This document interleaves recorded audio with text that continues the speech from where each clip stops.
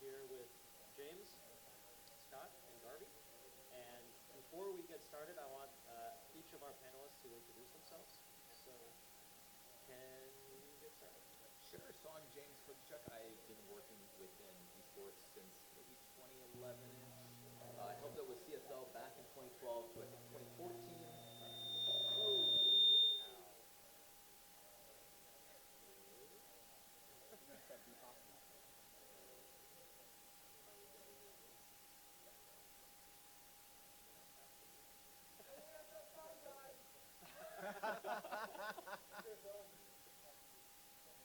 So we're good to go? Mic is up. Cool. So, do you want me to just introduce myself? Yeah. Cool. So I'm James. I've been working in esports since around 2011. Um, I had my start doing online tournaments, and eventually I started working with CSL for about 2 years before I moved to do like high school competitions. Since then, I've been working with universities, high schools, and kind of just generally getting involved with brands in the industry and trying to help them get involved. I'm Scott Dalrymple. I'm president of Columbia College in Columbia, Missouri, and we started.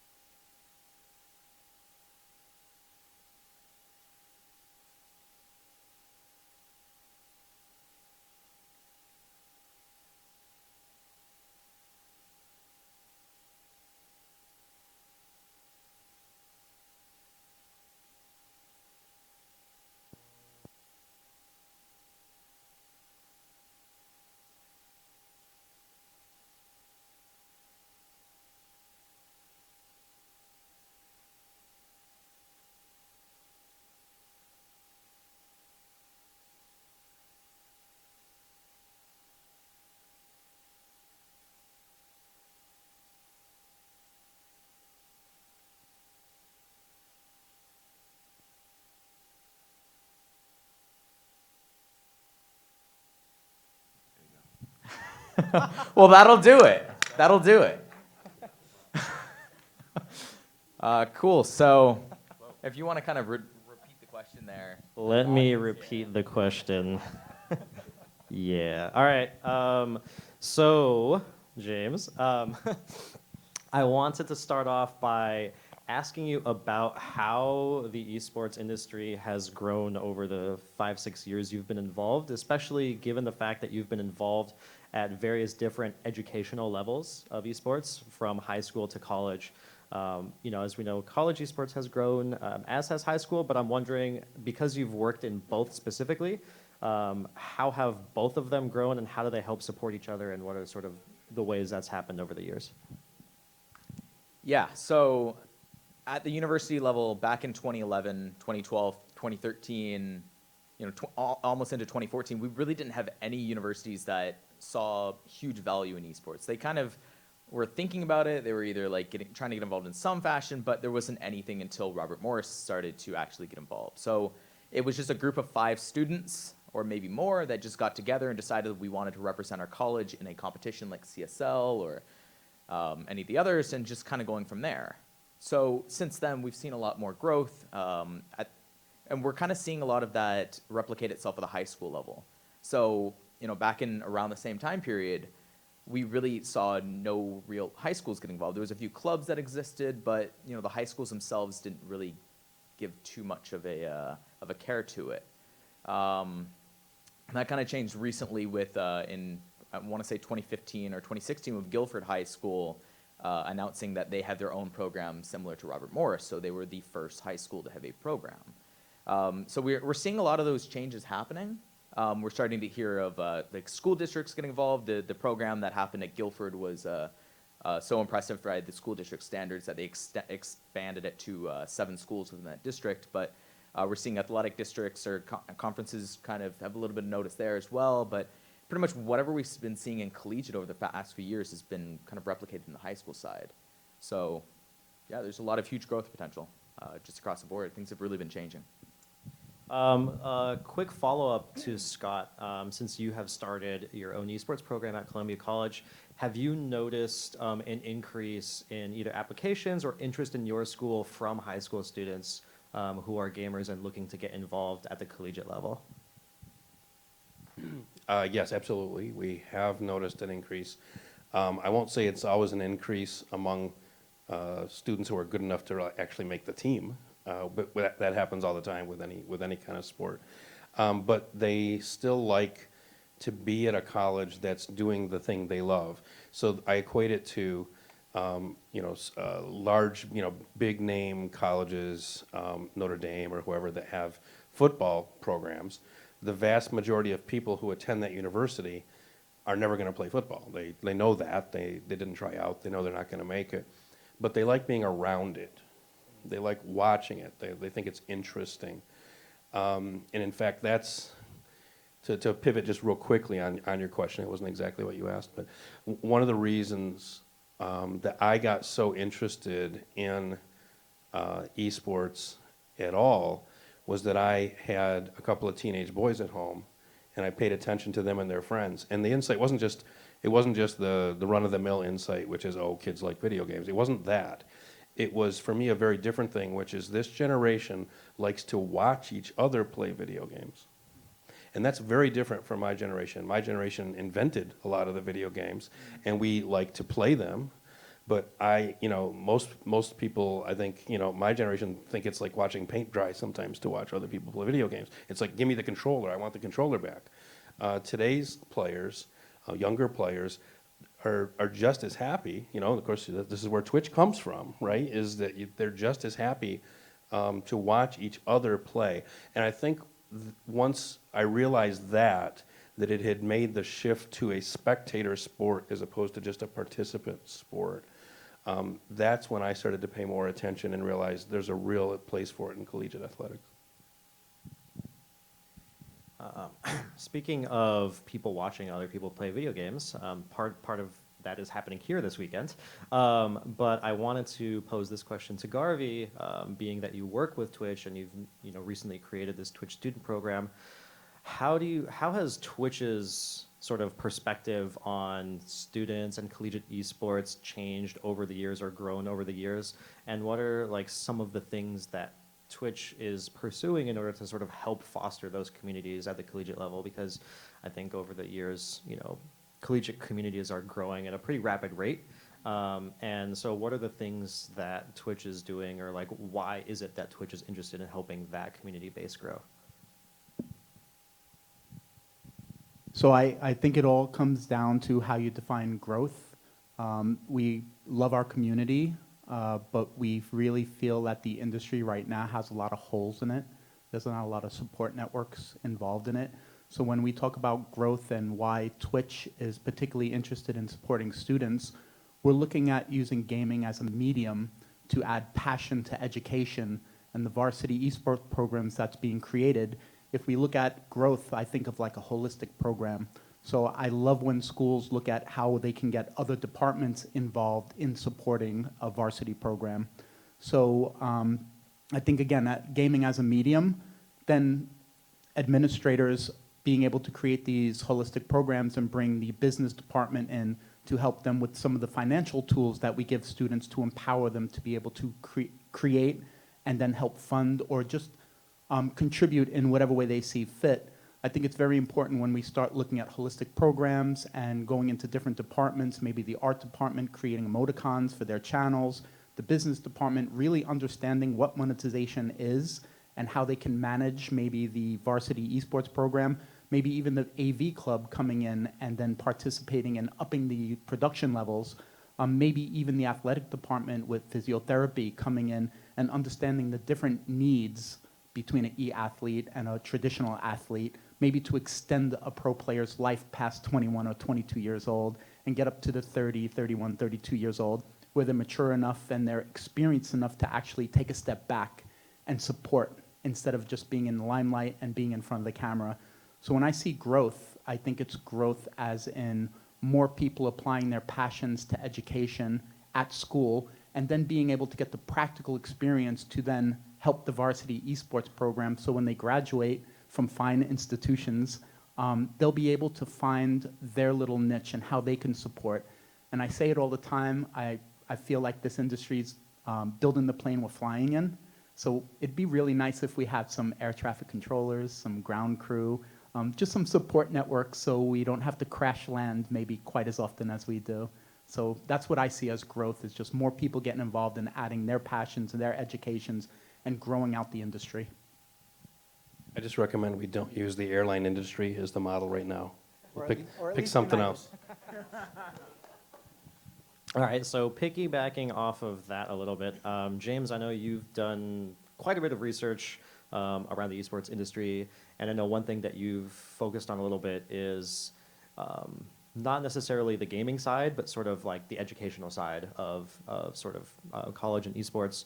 Can you talk a little bit about the growth of sort of these gaming sort of like classes or educational programs that some universities, especially in Europe, are adopting, and whether those are going to be adopted more in the US, and what you think that might look like, and why might those things be, beneficial?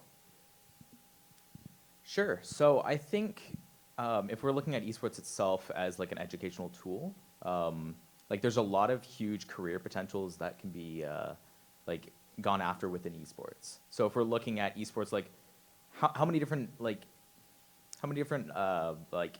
people do we have working at the CSL event right now, and like the different roles that they have? So there's guys working at the television production side. There's people that are doing the camera work here. We have the casters, like the interviewers. Like there's an incredible amount of people behind the scenes, all the graphics, social media, everything's there, and that kind of provides a base of a set level of like key skills that you can kind of learn and apply towards esports.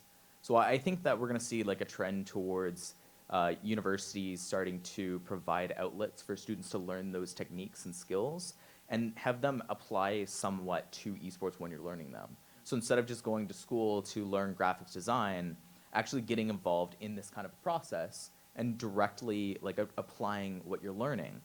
The same can be said about television production and actual like esports events. There's so many different things that need to be learned and done at an esports event versus just a traditional like television event. Talking about like what's happening in like Asia, where Asia has a lot of Asia and Europe have a lot of like after school programs around games and like actual like varsity programs at like high school levels, and there's even a school in Japan that is like a pro gaming school. I don't know if that model will really take hold, given that the value like post-career might not be as like high for those students. So if they're not performing at the best of their ability, but they went to school to learn how to be a player, I mean, you don't go to school to learn how to be an athlete. You typically go to school participating as an athlete and get a degree along the way. So it at least allows you to have some sort of a thing to go back on. But to kind of round out that thought, so a lot of the research that I was doing at the University of Central Florida was actually looking into the benefits of these after-school club programs, and we're finding that a lot of the students that participated in a club program that the school actually had a lot of respect for, and they felt like it was a normal activity for them to do, were doing better in their classes. They were more likely to take STEM degrees when they graduated, and an incredible amount of positive benefits out of these programs. So I think we're going to see on the college level like more like esports focused tracks on degrees, and then I think on the high school level, like just allowing students to feel like what they're doing is normal, and less about like let's learn these skills now because they're going to go to college and learn their skills, but identifying which of those skills they really do want to learn, where they actually see themselves, and kind of informing them about everything that's available. Awesome. So I wanted to shift gears a little bit and move on to the competitive side, and there's a little bit of a tie-in here. So one of the issues that I think that face that sort of puzzles collegiate esports is the fact that there isn't really a formalized structure the way there is in more traditional sports like basketball or football. And you've seen this on numerous occasions. Most recently, you know, one of UCI's League of Legends players got picked up by Team Liquid, and you know, all of a sudden, you know, this person that UC Irvine invested probably a decent amount of money in, and they spent, you know, almost a year training with a certain player, and then all of a sudden, midway through the school year, he just leaves the team and leaves the school. I'm wondering, Scott in particular, but just, you know, I'm interested in everyone's thoughts on this because I think this is a really important issue. How do you feel about the state of sort of like the entire organizational structure of the industry? Is it good that players should just be able to leave whenever they want? And how do you think that like affects a collegiate program? And I guess finally, if you want to talk a little bit about this, maybe what are some ways that we can incentivize students to, rather than take that offer to join Team Liquid, like why would a player be incentivized to stay in college outside of being forced to by a rule? Let me give a really quick thought on that. So if we're preventing students from like entering the professional scene through some sort of alternative way, it's their like career and their aspirations to become professionals. But by kind of either putting a stopgap on it or something, like it makes the idea of collegiate esports a little bit less like awesome for them. So I feel like preventing people from reaching for the stars and training well to be picked up might be more of a negative for us almost. Seeing those professional players go on is amazing. Like Adrian from Robert Morris University getting picked up, like the very first one, like getting picked up, it was such a huge story and such something that was like something to really point at and say this is kind of a symbol of what collegiate has become, that we're so good that we're, you know, being scouted. It's a really important question, and it's something that we didn't realize we'd be facing as a new esports program. We have had, we've only had a program for a year, and we've had a couple of our players got pro offers this year. But I think it's important to differentiate different types of offers. Now, if you come to me and you say, I got an offer to play on Team Liquid, I'm going to say, can I help you pack? I mean, I think that's a big deal. It's sort of like coming out of, you know, the rare player, the LeBron James, or somebody that comes out of high school and goes right to the pros. I'm not going to talk you out of that. That's fine. Unfortunately, the vast majority of the offers are not for Team Liquid, right? I had guys getting offers, you know, for, you know, 50, 60 grand a year to go live in a game house someplace and you know, get a contract to do that. Well, okay, that's professional. You're getting paid to do it. That's the definition of professional. I did my best to talk him out of it because that's a very different scenario than, you know, going to a big name, you know, well-renowned team. Not only is the money different, but just the, you know, your resume is different after that. And, you know, some of these places, and no offense, I think, you know, it's a legitimate thing to do, to take these offers. But some of those places are not going to look at these collegiate players as the same way we as colleges look at them. We care about, we're not perfect, I'm not saying that, but we really do care about the students that are, you know, under our tutelage. We really, really do. And we want to see them succeed. We're not going to dump them if they fall from challenger level. And I warned some of these students that you're not going to one of these big name teams. Be real careful reading the fine print of these agreements. And I know that sounds like a lot of money to you now, and you can't wait to get out and live on your own. But I don't know if that's real great. And beyond that, I even, you know, we play League of Legends. I think it's a great game. It's going to be around for a while. I'm proud that we do it. I don't know if it's a marketable skill 20 years from now. I mean, is that okay to say that in this room, Duran? I don't know. I mean, I'm not saying it's not. I'm saying I don't know that it's marketable to say I'm a great jungler, you know, 20 years from now. I don't know if that's going to make you a living wage or make you a billionaire. I just don't know. So I think that we try to round them out and get them, you know, I say, you know, get a degree. And by the way, yes, you're seeing a lot of colleges add game design, stuff like that, video game industry. I think that's a good idea because it's a huge industry. You know, it's a multi-billion-dollar industry, and it's about time somebody paid attention and had degrees in it. However, I don't necessarily think that for every player of competitive esports, they should go into or even want to go into the study of esports or of video gaming. When you see football players, they don't all study athletics. Some of them do, right? Some of them are coach, line or whatever. A lot of them they're business majors, they're sociology majors, they're chemistry majors. And that's what we see in our small experience, is that we see a broad level of interest. And I encourage that. We are not currently planning to offer video game related courses of study. It's a non sequitur to say that you should do that. Although again, those who are doing it, I think it's smart for other reasons, but not because those players need to necessarily study video gaming. I would just say that this conversation is great to have because it's also new, right? So again, we're building, we're trying to figure out what works, what doesn't work. So maybe if there's conversations between the professional scene and administrators who are supporting their students to come to some kind of agreement of what does it look like for a student to participate in a pro team. Does that mean finishing your semester and then maybe taking a year off? There's some examples that didn't really work out too well for some people that got pulled out of college, and it didn't last too long on a pro team. So I think these conversations really need to be had. And if you look at pro teams, you can't just go and talk to a player on another team and bring them over to your team. So I think maybe this conversation will bring to light that maybe pro teams shouldn't be approaching young, impressionable people and pitching.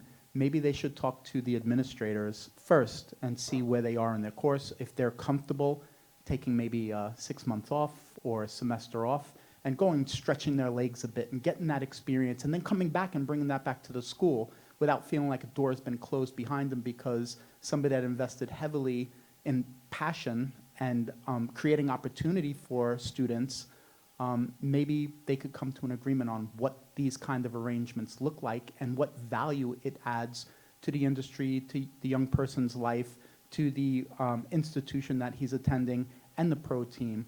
And again, just talk and figure out who needs to be in these conversations and what is in that student's best interest. And this is the first step, I think.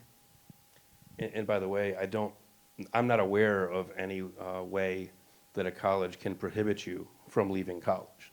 Nor do I think I would take advantage of such a way if it existed. So that's not even an avenue to follow. To really quickly piggyback on Garvey's point about taking a time off of college to go and pursue these opportunities, part of the issue that I see with that right now is that organizations like Riot and Blizzard and some of the others that have restrictions on the professional players playing within their leagues at the collegiate level, not being able to participate will kind of shoehorn that away. So I believe, we had that way back in the day for CSL. I'm not entirely sure. I believe Riot may. Yeah. Yeah, so it's interesting actually. So this following up on that. So CSL actually used to have a rule that prevented professional players. Actually, in our Vainglory League, we currently have that rule. So there are 2 pro Vainglory players that we have to unfortunately not have play in the league. But yeah, interestingly, in League of Legends, it's like the opposite, where you see a lot of ex-LCS players, like almost UC Irvine's entire roster is ex-LCS players. But that happens a lot. It's sort of interesting, right, where the collegiate realm is like a lot of people who go to LCS and they play for 1 or 2 splits, and then their teams get eliminated and they get kicked off their pro teams because that's the volatility of it, and they go back to college and play. So that's kind of interesting how that works. I wanted to kind of close out by tackling one more subject, and this is about the prospect of conferences, athletic conferences getting involved in esports. We all know that the Big Ten League has hosted a league, and there are other conferences who have been reportedly expressing interest. Meanwhile, we've had a lot of schools create scholarship programs for athletic esports teams, but very few of those schools belong to these sort of bigger name conferences. So one of the things I'm very interested in is from the perspective of a school who does have scholarships that's not part of one of the sort of larger, more well-known organizations, how does that affect you, and sort of what are your thoughts on that, and sort of what do you foresee going forward? Well, it's going to change everything. A number of the better schools in America in esports right now are smaller schools, like a few we've mentioned here, like mine, like others. And it's been interesting. Essentially, we have what in marketing we call first mover advantage, right? You were one of the first few into a market, and you gain an advantage, an obvious advantage from that. Sometimes first mover advantage continues if you're really innovative and aggressive, and sometimes it doesn't. Sometimes you used to call it the Microsoft effect. You could start something in your garage, but Microsoft's eventually, they're slow, but eventually they're going to catch up, to you, and they're going to put you out of business and so on. And I'm not anti-Microsoft, but that used to be. Anyone in tech could tell you that's how you tended to think about it. Right now, we've got some first movers. You've got a number of folks. You mentioned, obviously, Robert Morris deserves a lot of credit for being first in many ways. A number of others of us, we were fifth in the country, I think, to offer scholarships. And now I think it's dozens already 1 year later, right? So you can see already, everyone uses the word exponential wrongly. This really is exponential growth. And you'll see pretty soon hundreds of colleges doing it. And when you start to see the Big Ten get into it and so forth, it's becoming mainstream. So once that happens, what will it mean for us? We'll find out. I think that we need to, if we're to maintain any kind of advantage, we need to be pretty aggressive. We need to really improve everything we do every day, a true continuous improvement. That's what we're trying to do. We're making some significant changes for next year, and I think we'll be very competitive. But so are others. I mean, we're not the only ones. We're not the only people who see the same things. But when, once, Adrian, you were there a few weeks ago at the Midwest Campus Clash when Columbia College defeated Ohio State University. And I just love saying that, by the way. I just want to say it again. Columbia College defeated Ohio State University. And you couldn't hear it? I'll tell you later. But 10 years from now, 5 years from now, is that going to be still possible for a small school to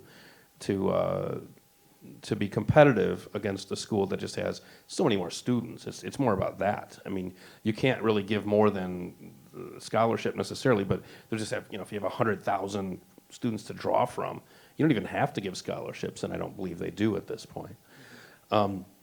So it'll be interesting to see as it goes mainstream, will any of the smaller colleges maintain their position? Will they always be known? Like you see it in basketball a little bit. I'm not an expert, but if you look at college basketball, you watch the brackets, and there's all the names you expect. And there's a couple you're like, where are they? I've never heard of them. Well, they took and very interesting, a 5-person sport, relatively easy to make the investment in a small, it's not football, and they put the investment in at some point, and they got to a point where now we can attract and retain quality athletes. So what we're trying to do at Columbia College is become one of those colleges who very early on are one of those little schools that they can make the Sweet 16 at least, and maybe do better someday. But it's going to be harder and harder. I looked forward to some of these issues we were talking before. The obvious solution, this is like the early days of the AFL, NFL, or any league. What really changed a lot of things is when they go to a draft system. So if you want to really change how the pro thing and whatever your opinions on it, you could see going to a draft system, which would really change a lot of things. I don't even know if I want to do that, but I'm saying it's an obvious possible thing we might see someday. But this is the Wild West, and it's one of the things I really like about it. It's kind of fun to be in the Wild West sometimes. All right. Well, before we finish off, I just want to say if anyone has any last words, so I'll just go down the line. Sure. No, I just want to see the success of esports and want more colleges and high schools and everything to get involved, and let's just kind of do it, right? So. Just from our perspective at Columbia College, we love winning. We love beating Ohio State. We have in the past also beaten Michigan, just a shout out to Michigan. But it is for us though, and this is important, and I think it'll be true for a lot of colleges, we are not there to win at all costs. We do not have former pro players. I don't think I'd take any, to be honest with you. I haven't been faced with that decision. I won't draw a line in the sand, but it's not a current goal of ours. We look for students who are going to be academically successful at our college and who just kind of fit with the spirit of the college, and who are going to help the student body be richer for their presence there. And if that means that makes it harder for us to be number one or number two, okay.